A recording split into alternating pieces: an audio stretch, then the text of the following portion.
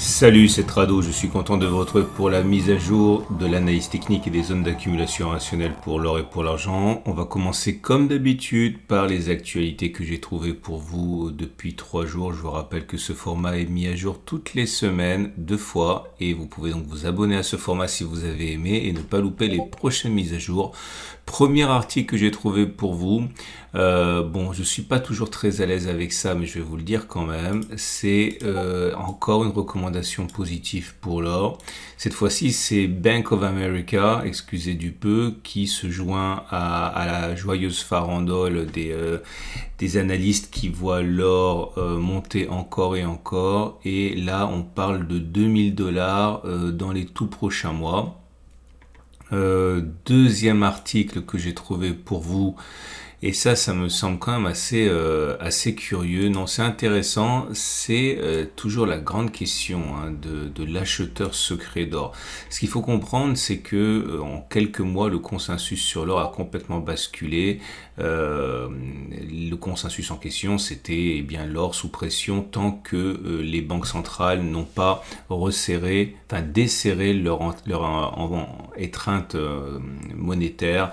Clairement, tant que les taux d'intérêt n'ont pas fait leur pivot, tant que les taux d'intérêt n'ont pas commencé à baisser, l'or devait être sous pression. Alors là, force est de constater que l'or monte violemment et l'argent aussi violemment depuis plusieurs mois. Depuis quelques mois. Et les analystes, en l'occurrence celui de Kitco ici, c'est Anna Golubova qui a déjà été citée dans ce format, et elle dit que bon voilà, il n'y a rien de neuf, tout ce qui se passe actuellement était déjà connu, et pourtant l'or monte alors même qu'il devait être sous pression. Et on peut dire ce qu'on veut, que les marchés anticipent, etc., etc. Mais enfin ça, c'était déjà sur les cartes, dans les cartes, il y a plusieurs mois. Pourquoi l'or monte-t-il comme ça? Et c'est la thèse. C'est pas la thèse, c'est un fait. Il y a un acheteur, il y a des acheteurs entre guillemets secrets qui maintiennent la pression sur l'or en achetant. La vraie question, c'est qui? Et pour eux, il n'y a aucun doute, il y a peu de doute, c'est la Chine. C'est la Chine qui continue d'acheter discrètement, tonne après tonne, mois après mois, de l'or. Alors, il n'y a pas que la Chine, mais c'est la Chine qui a les capacités de bouger comme ça un marché et d'en changer fondamentalement la marche. Et pour Kitco, c'est la Chine qui continue de déstabiliser le marché en achetant de l'or et qui provoque cette hausse qui n'aurait pas dû intervenir maintenant. Regardez brièvement, depuis octobre, on parle de l'or, c'est pas une small cap. L'or qui prend 6-7% alors qu'il était censé être sous pression, c'est pas normal. Et si on regarde depuis quelques semaines, ça fait depuis le 15 décembre, la progression a été de 6%, 5% actuellement, encore une fois sur un marché qui est censé être vraiment pépère. Donc, et dans un contexte où l'or devait être sous pression, je le rappelle. Et le troisième élément, alors ça pourrait paraître anodin, mais ça l'est pas du tout, surtout quand c'est écrit et quand ça sort de la plume sous la plume de Nicolas Perrin. La question est la suivante, c'est quel est l'effet, quelles vont être les conséquences de l'effondrement de FTX, vous savez, cet exchange, cet endroit où on échangeait des cryptos pour notre épargne. Et c'est vrai que ceux qui pensent que cela n'a d'influence que sur les cryptos se fourvoient. C'est bien documenté, c'est bien explicité.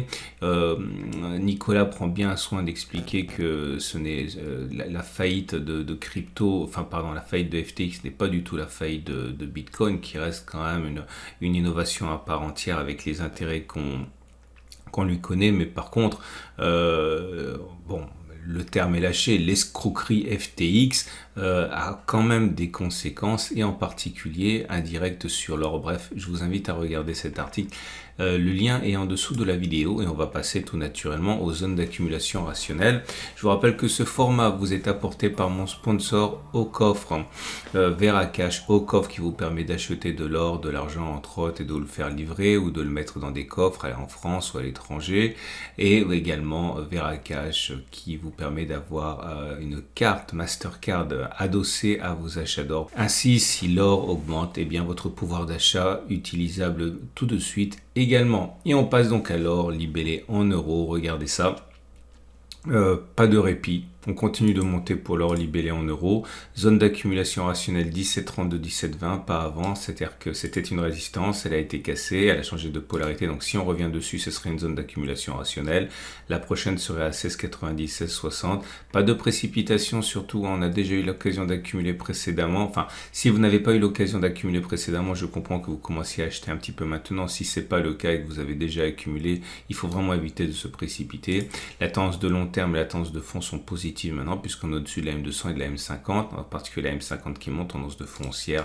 Les bougies Aiki-Nashi indiquent clairement que la pression est toujours haussière malgré la pause en cours. Enfin bon, la dernière bougie l'est moins puisque vous voyez elle est rouge, mais ce sont des bougies avec mèche haute et mèche basse, autrement dit ce sont plutôt des bougies d'indécision qu'autre chose.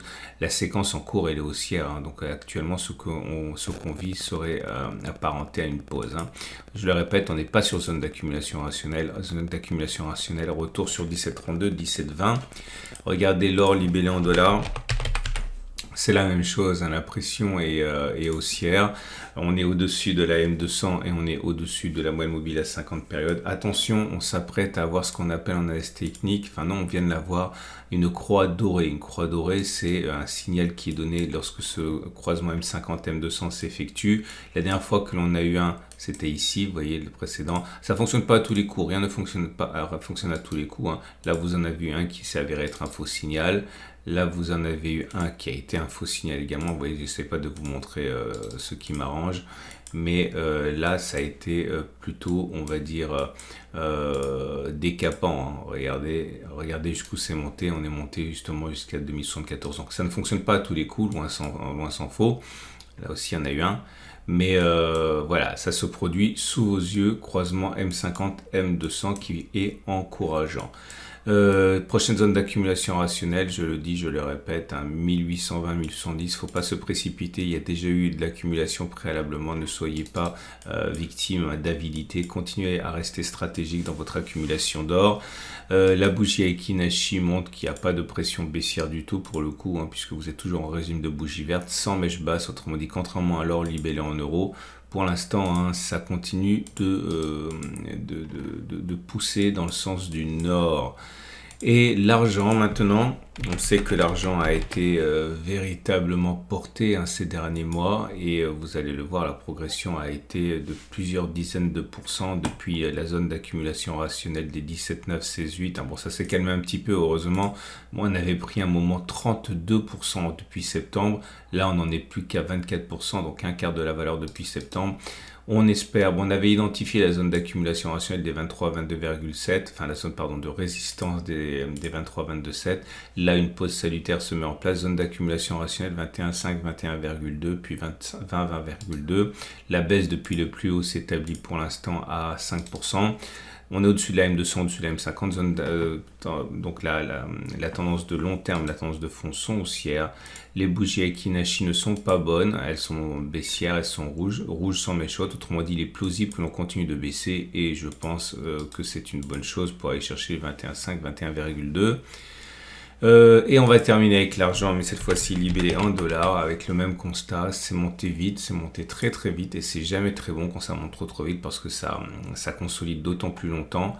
Regardez, hein, depuis la zone d'accumulation rationnelle des 18,4, 18,7 qui a été sollicitée en septembre, donc on parle de 3-4 mois, même pas. La progression a été jusqu'à 40%.